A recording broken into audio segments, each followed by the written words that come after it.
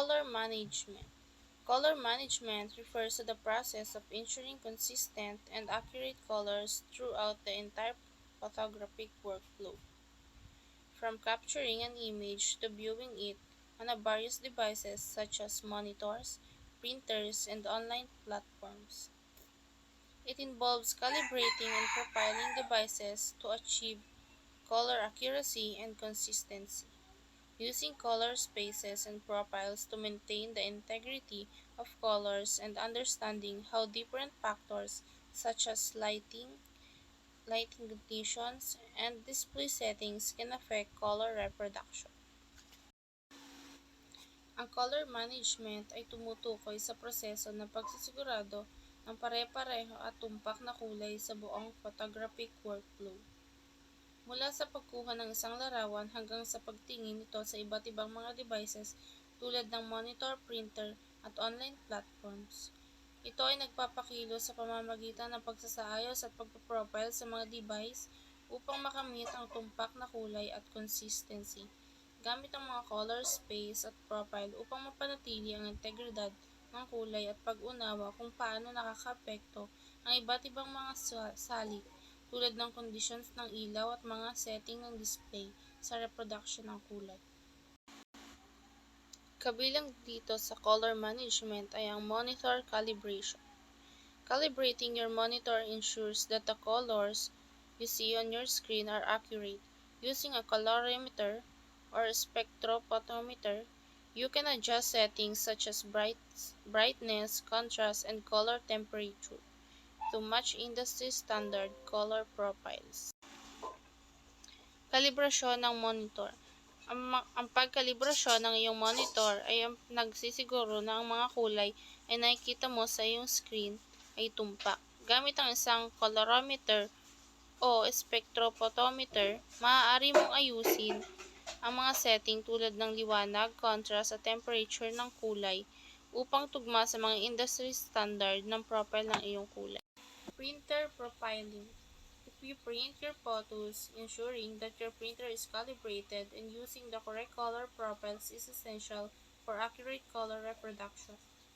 Printer profiling involves creating custom color profiles for your specific printer, paper, and ink combination. Ang profiles ng printer. Kung ikaw ay nag-iimprinta ng iyong mga larawan, mahalaga na naayon ng iyong printer at ginagamit ang mga tamang profile ng kulay para sa wastong pagre-reproduction ng kulay. Ang pag-profile ng printer ay kinasasangkutan ng paglikha ng pasadyang profile ng kulay para sa iyong tiyak na printer, papel, at kombinasyon ng tinta. And the last one is color management in editing software. Most photo editing software includes tools for managing color profiles and ensuring accurate color reproduction.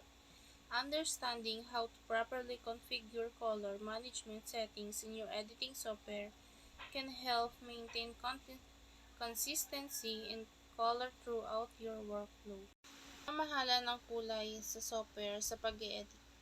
Karamihan sa mga software sa pag-e-edit ng larawan ay may mga tool para sa pamamahala ng mga profile ng kulay at pagtiyak sa wastong reproduction ng kulay.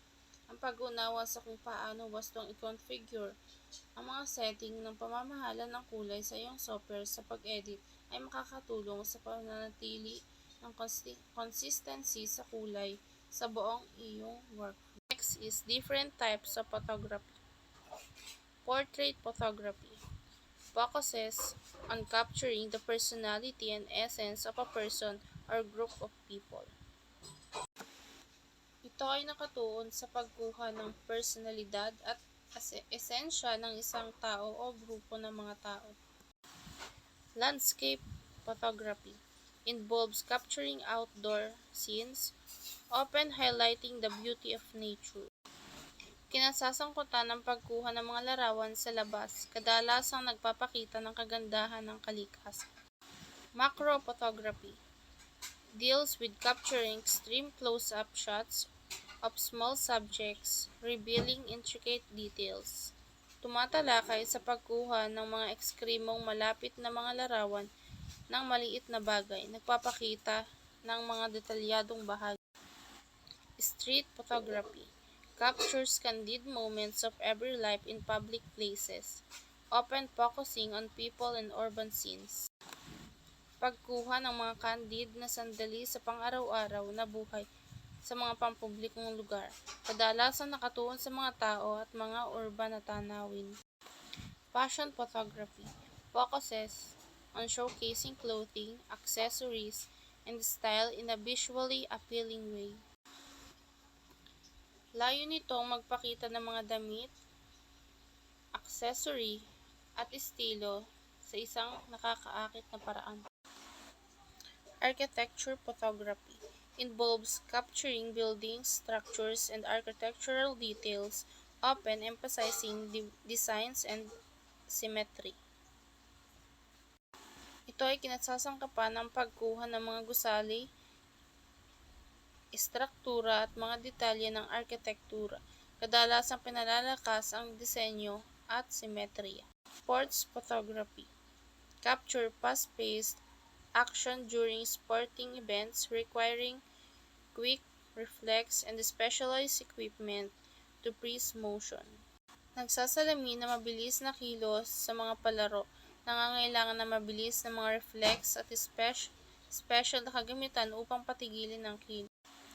Event photography involves documenting special occasions such as weddings, parties, and conference, capturing candid moments and interactions.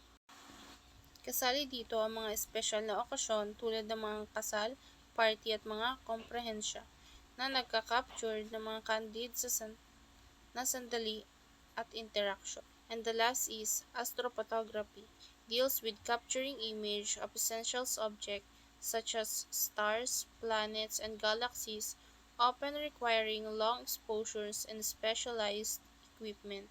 Ito ay sumasaklaw sa pagkuha ng mga larawan ng mga kalangitan, tulad ng bituin, planeta at mga galaxy, kadalasang nangangailangan ng mahabang mga exposure at special na gamit. Tips for camera phones pictures. Number 1. Clean your lens. Wipe your lens with a soft cloth to remove any smudge or dirt for clearer photos. Number 2. Use natural light. Whenever possible, take advantage of natural light. It's usually more flattering and helps avoid harsh shadows. Position yourself so the light source is behind you or to the side for better results. 3. Rule of thirds. Imagine your frame divided into 9 equal segments by 2 vertical and 2 horizontal lines. Place your subject along these lines at their intersections to create a more balanced and visually appealing composition. 4. Experiment with angles. Don't just shoot from eye level. Try different angles and perspectives to add interest to your photos. Get low, go high, or shoot from the side to find unique viewpoints. Focus and exposure. Tap on the subject of your photo on the screen to ensure it's properly focused and exposed. Some camera apps also allow you to adjust these settings manually for more control. Avoid digital zoom.